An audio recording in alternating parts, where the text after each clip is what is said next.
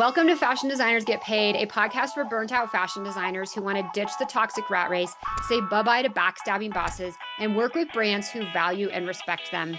I'm your host, Heidi, and I believe that you can do things differently in your fashion career. Because the truth is, most industry jobs will underpay and overwork you, and having your own brand is far from profitable. Let's also be honest, most of them fail. So if you actually want to, be a fashion designer and get paid, the best way to do it is as a freelancer. Now, maybe you've been told that brands don't accept remote freelancers, or that freelancing means being an exploited temp employee working full-time without benefits.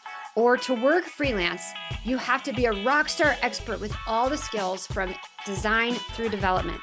I'm going to show you that it is possible to be a real freelancer in fashion, work remotely with brands you love, and make money, even if you're terrified you don't have all the answers.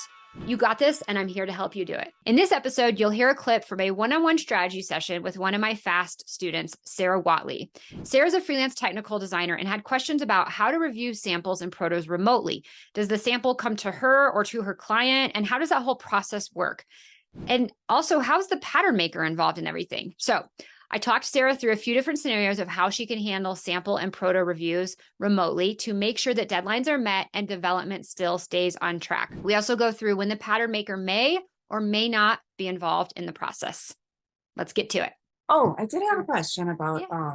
if you're doing the tech packs. I know that at some point there's you have to check back over the samples. I know you talked about that. I don't know if it was podcast or where. But who do they send it to? Like, would they send it to me? Because if I'm here in Trinidad, is that going to be cost prohibitive at all? And if the factories in China and the designers in the US and I'm in Trinidad, like, do they send the sample to the designer? Do they send it to me? Because I would prefer to have it in my hands and to, check it over. Yeah. Okay. So there's a couple of different ways that this scenario can go.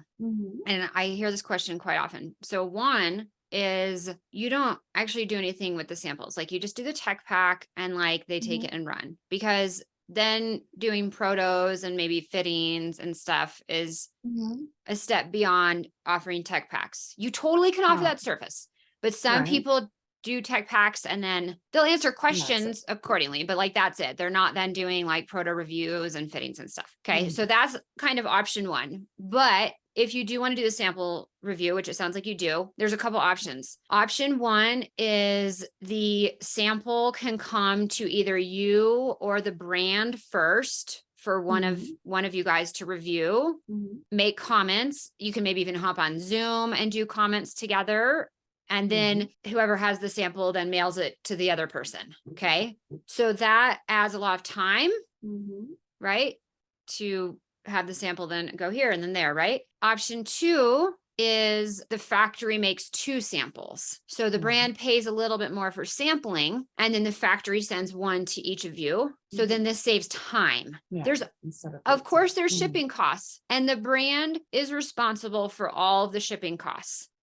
Okay, that's something, it's in the invoice template inside FAST, but it's like any shipping or added expenses incurred, like Pantone swatches or something, which you probably won't be doing since you're doing technical, not design, but is to be paid by the brand. And so, the brand can have their FedEx or UPS or DHL number or whatever, and everything just like runs through that.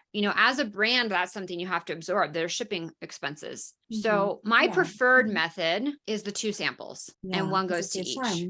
It saves a lot of time, right? And arguably the shipping kind of winds up being the same, because you're like still having to ship it twice. So you're just paying a little bit more. You're paying for two samples. But if you're developing a brand and launching a collection, or there's costs associated with this. So it's not a big deal. It's not a big deal. Yeah. So that is how I suggest you manage the proto review. And then that way you guys can still get on Zoom. I think is really valuable to have those conversations and look at the sample together and collect your comments and figure out, okay, what comments do we need to make? And then, you can mark up the tech pack, take pictures, etc. Get that prepped and back to the factory for the second proto or whatever's next. And on that topic, I'll just throw an extra thought in there. If you do want to offer that portion where you are doing proto review and possibly even fittings and stuff, it could be valuable in your tech pack portfolio to have some marked up images like from a proto review, Right. Yeah.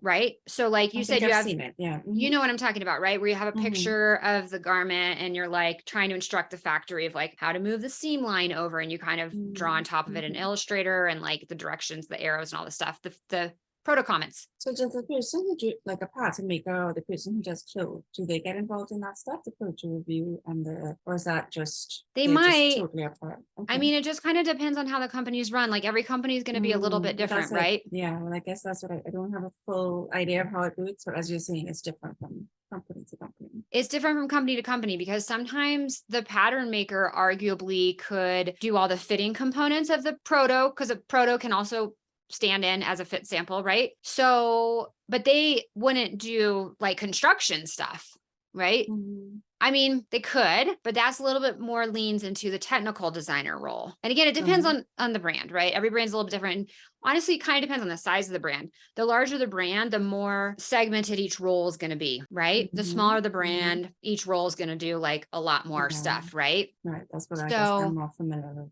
Mhm. yeah. So the pattern maker could be involved in the proto review for sure from like a pattern and a fit perspective. Mhm. But the Okay. technical designer is also capable of doing that. Because at this point, okay, the pattern's good enough. We just maybe need to adjust this measurement on the POM and, like small little changes and we're good. It just depends. And is it often that one person will be doing both? That one person could be technical designer as well as pattern designer? It could, yeah, it totally could. Mhm. And I think that at some stage, like you don't even really have a pattern maker per se, depending on the complexity of the styles and how much each style is like based off of maybe a pre-existing style that is Mm, already been run and the POMs are fairly established and the factory, they've been working with that factory for a while. right. The technical designer can just maybe adjust some POMs, add some POMs, subtract, what have you, and then send that to the factory. The factory does all the patterning on their side Mhm. and sends it back. And then the technical designer does the fitting and does the proto comments and makes any Mhm. adjustments to Mhm. the POM and then, back and forth. Like sometimes there's not even a actual pattern maker per se involved. Like the technical designer has knowledge of patterns, right? And they understand Mhm. POMs and fit and all that stuff. So it just kind of depends. Yeah. Yeah. Okay. Yeah. If you liked this video, you're going to love this one. Hit play now and thanks for watching.